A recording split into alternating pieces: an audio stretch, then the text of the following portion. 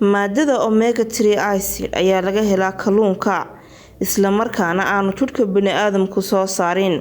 Waxay unugyada neerfiyadu ka caawinayaan inay fariimaha jidhka si fiican u gudbiyaan. Xiriirka wada shaqayneed ee dhexdooda. Kalluunka ayaa u fiican maskaxda, wadnaha, maqaarka difaaca jidhka, daryeelka timaha, ka hortagga iyo la dagaalanka cudurka kansarka. Waxyaabaha cajiibka ah ee uu leeyahay kalluunku waxaa ka mid ah haddii qofku sakhraansan yahay ama maandooriye isticmaalay oo la ursiyo waxaa markiiba ka tegaya sakhradda waxaana ku soo noqonaya miyirkiisii saxda ahaa.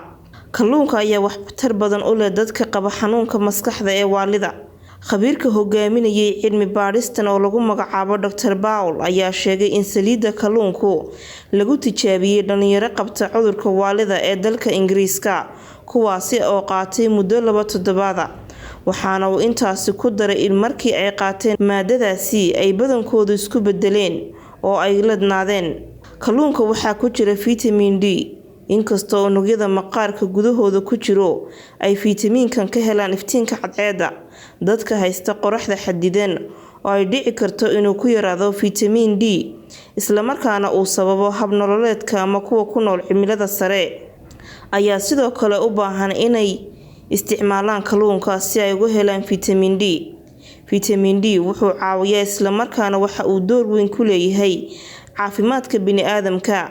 Kalluunku waxa uu ka caawin karaa oo aad kaga hortagi kartaa inuu jidhkaaga ku yaraado vitamin D.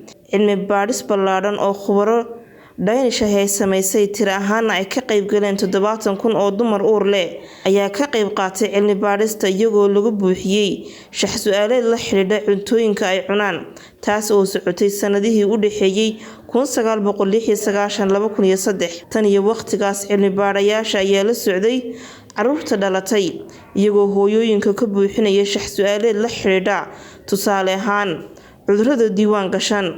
Arrintaasi waxay horseeday go'aan si fiican u qodobaysan oo la xiriira xiriirka ka dhexeeya halista ilmaha ugu jira cudurrada xiiqda iyo xasaasiyadda iyo cunitaanka hooyada ee kalluunka inta ay uurka leedahay.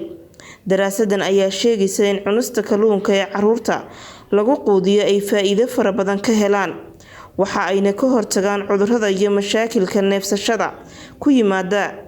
Kalluunka ayaa sidoo kale la ogaaday inuu kordhiyo heerka garashada carruurta. Carruurta kalluunka la siiyo ayaa ka garasho badan kuwa aan la siinin, ayaa lagu yiri daraasaddan cusub oo dhawaan la sameeyay.